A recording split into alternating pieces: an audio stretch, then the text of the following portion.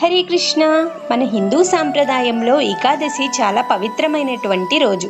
భగవంతుడు విష్ణువుకి చాలా ప్రీతికరమైనటువంటిది. అయితే ఈ ఏకాదశి వ్రతం గురించి బ్రహ్మవైవర్త పురాణంలో ఈ విధంగా చెప్పబడింది. ఏకాదశి అంటే 11వ రోజు అని అర్థము. అంటే శుక్లపక్షంలో ఒకసారి, కృష్ణపక్షంలో ఒకసారి, అంటే 15 రోజులకు ఒకసారి ఏకాదశి వస్తుంది. సంవత్సరానికి 24 ఏకాదశులు వస్తాయి. ఒక్కొక్కసారి 26 వస్తాయి. వాటిని అధికమాస ఏకాదశులు అంటారు. బ్రాహ్మణ, క్షత్రియ, వైశ్య, శూద్ర 4 వర్ణాల వారు తప్పకుండా ఈ ఏకాదశిని ఆచరించాలి. అయితే ఈ ఏకాదశి ఏ విధంగా ఆవిర్భవించింది అనేది ఇప్పుడు మనం తెలుసుకుందాం. ప్రాచీన కాలంలో మొర అనేటువంటి ఒక అసురుడు గొప్ప వీరుడు. తన బల పరాక్రమముచే స్వర్గలోకాన్ని జయించి దేవతలను అచ్చటి నుండి తరిమివేశాడు. అంతేకాకుండా త్రిలోకాలు తాను శాసించి దేవతలకు యజ్ఞభాగాన్ని లభించకుండా చేశాడు. అప్పుడు దేవతలందరూ భగవంతుని ఆశ్రయించగా భగవంతుడు ఆ రాక్షసునితో యుద్ధం చేస్తాడు. ఇలా యుద్ధం ఎన్నో సంవత్సరాలు సాగుతుంది. భగవంతుడు ఇంకా ఓడిపోయి బద్రికాశ్రమం చేరి అక్కడ ఒక గుహలో నిద్రిస్తాడు. రాక్షసుడు అక్కడికి చేరి భగవంతుణ్ణి సంహరించడానికి ప్రయత్నిస్తుండగా ఏకాదశి మాత భగవంతుడి హృదయం నుంచి ఆవిర్భవించి ఆ రాక్షసుణ్ణి సంహరిస్తుంది.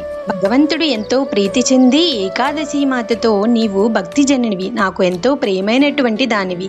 ఎవరైతే ఈ ఏకాదశి రోజు ప్రాతకాలమే నదీ స్నానం చేసి, తులసి పూజ చేసి, నవధాన్యాలను విడిచి సాత్వికాహారం స్వీకరిస్తూ, నా దివ్యక్షేత్రాల్ని దర్శిస్తూ రోజంతా నన్నే స్మరిస్తారో, ఏ విధంగా ఒక నిప్పు రవ్వ వల్ల అంతా సమస్తము భస్మమవుతుందో వారి ఎన్నో జన్మల పాపం ప్రక్షాళనమవుతుంది.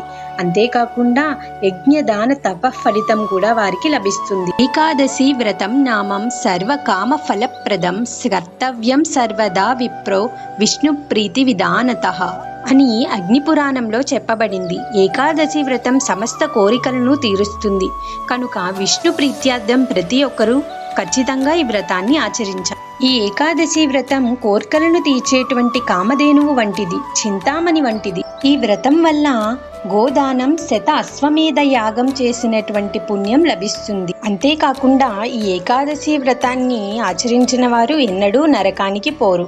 మరణ సమయంలో స్వయంగా విష్ణుదూతలు వచ్చి విష్ణులోకానికి తీసుకువెళ్తారు. ఈ నెలలో వచ్చేటువంటి ఏకాదశి వ్రత మహత్య కథలను మనం నెక్స్ట్ వీడియోలో చెప్పుకుందాం. Thanks for watching. For more videos please do like, share, subscribe.